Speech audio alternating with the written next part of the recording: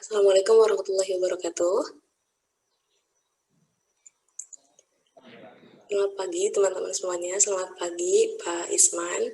Kami dari kelompok 8 yang terdiri dari Aisyah Bakatulaini, Asila Dwi Tami, dan Aksa Sidrati Raya Muntaha akan mempresentasikan tentang neurofisiologi perilaku yang dipandu penghargaan berkolerasi terkait untuk prediksi, nilai, motivasi, kesalahan, perhatian, dan tindakan. Untuk mempersingkat waktu, materi yang pertama akan dipaparkan oleh Akso Sidrati Raya Muntaha. Kepada Akso dipersilahkan. Baik, apakah suara saya terdengar? Dengar. Oke. Untuk materi, saya akan menjelaskan mengenai nilai perbandingan motivasi dan arti penting. Tapi di sini menggunakan kata versus karena translate. Oke, kita langsung ke materi. Di sini neuron yang meningkatkan penembakan, maksudnya tuh pengarahan sebelum ke reward yang memungkinkan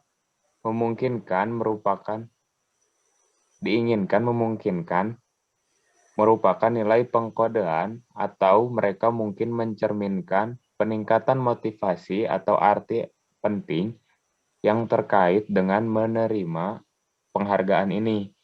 Nah, ini tuh kayak sistem untuk punishment and reward gitu loh, sebenarnya simpelnya. Yang terkait dengan menerima penghargaan ini. Nah, tidaklah sepele untuk memisahkan nilai dari motivasi atau arti penting karena mereka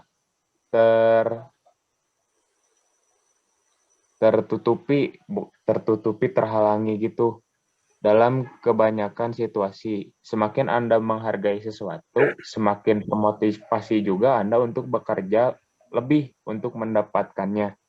Nah, kayak gitulah contohnya ya. Terus si korelasi saraf terkait dengan nilai dapat dipisahkan dari motivasi dan arti penting dengan memeriksa pengarahan ke arah rangsangan dalam konflik. Permusuhan ini bahasa translate di Google Translate, jadi mohon maaf.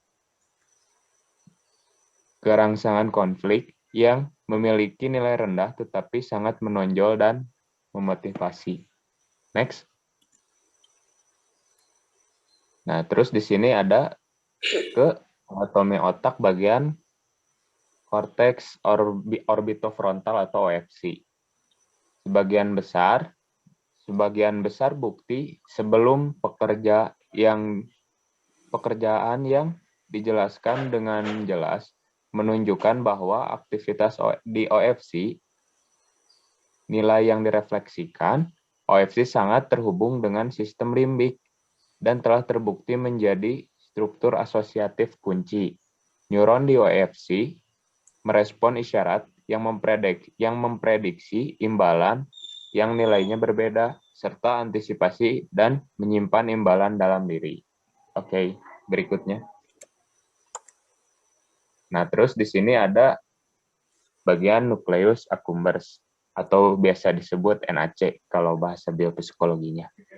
Nah, temuan dasar di banyak studi ini adalah bahwa aktivitas unit tunggal dalam NAC dimodulasi oleh syarat yang memprediksi reward setelah respon instrumental yang dilakukan. Aktivitas ini mungkin mencerminkan nilai atau motivasi dari beberapa neuron lebih kuat untuk kerangsangan terkondisi yang memprediksi reward besar dan lebih lemah untuk pengadilan hukum dibanding dengan keadilan netral persepsi nilai. Neuron NAC lainnya bekerja dengan kuat untuk isyarat yang memprediksi reward atau punishment masing-masing. Nah, tadi ya, seperti yang dijelasin di awal, ini tuh seperti materi reward and punishment. Oke, dari saya sekian. Semoga rekan-rekan mau mendalami lebih dalam lagi. Untuk berikutnya saya kembalikan ke moderator. Ya. Silakan moderator. Baik, terima kasih Akso atas paparannya. Selanjutnya pemaparan materi yang akan dipaparkan oleh saya sendiri. Bagian otak di korteks parietal. Di area otak terbaru ini untuk diteliti dengan memisahkan nilai dari yang menonjol adalah korteks parietal. Nah, aktivitas saraf parietal itu tergantung pada nilai tindakan yang diharapkan dan dianggap penting untuk membuat keputusan. Nah, yang lain menyerahkan bahwa sinyal ini mencerminkan peningkatan arti penting yang disebabkan oleh janji imbalan yang lebih baik gitu. Nah, bukan nilai yang terkait dengan yang lainnya. Selanjutnya di kesalahan prediksi yang ditandatangani versus perhatian. Nah, mempertimbangkan apa yang terjadi setelah hasil yang diprediksi disampaikan atau tidak, dan apakah itu lebih baik atau lebih buruk dari yang diharapkan. Ini sinyal dapat digunakan untuk memperbarui nilai dan motivasi yang dijelaskan sebelumnya sinyal ketika kontingensi berubah.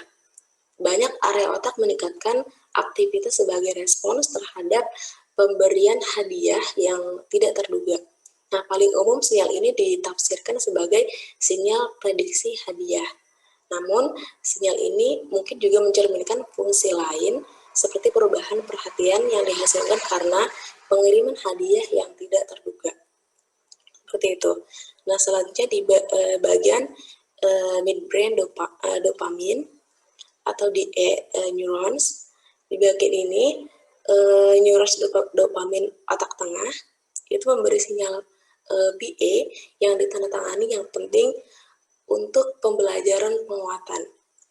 Meledakan bertahap neuron DA itu mengintensifkan ketika hasil terjadi yang lebih baik dari yang diperkirakan PA positif, dan penembakan neuron DA berkurang atau terhambat ketika hasilnya lebih buruk daripada diantisipasi PA negatif.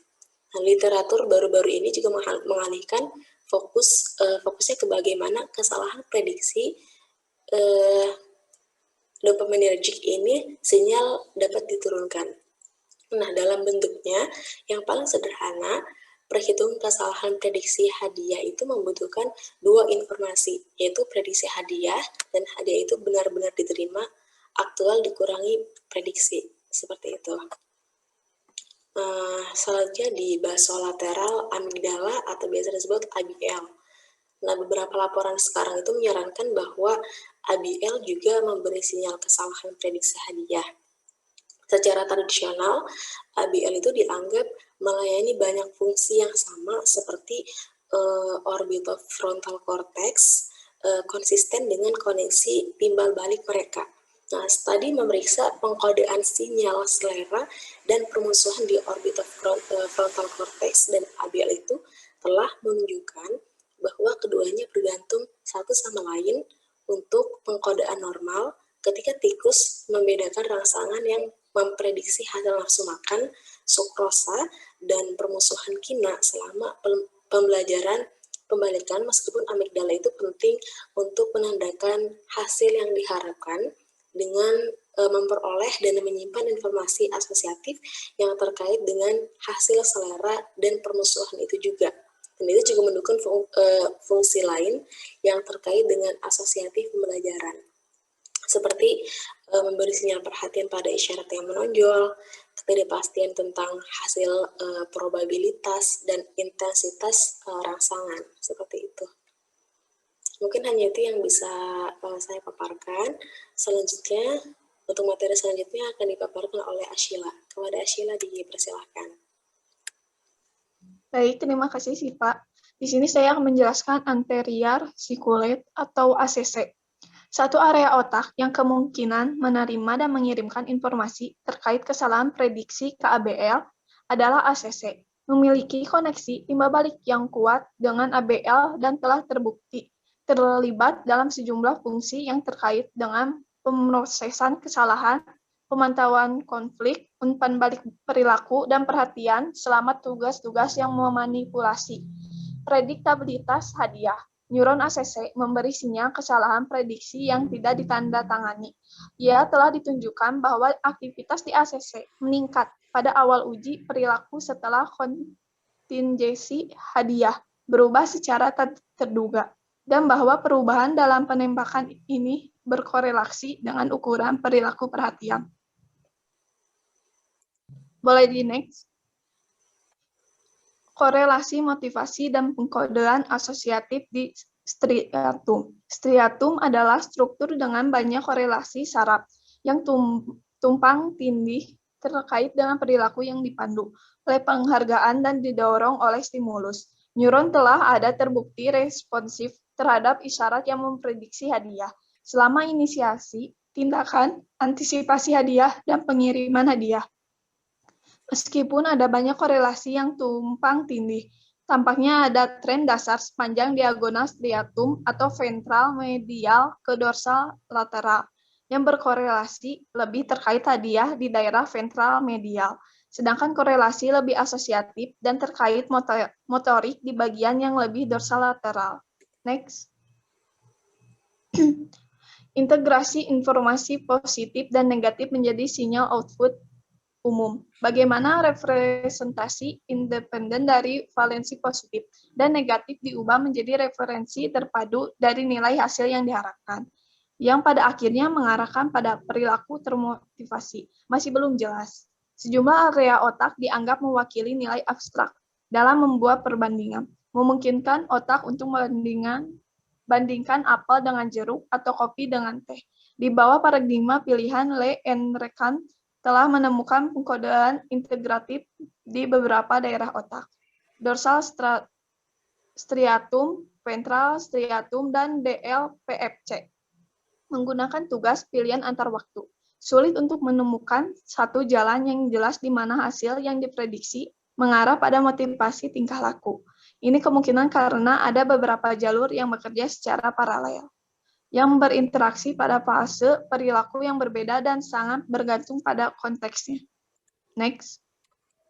Sekian dari saya kembalikan lagi kepada moderator. Ya, terima kasih kepada Sheila.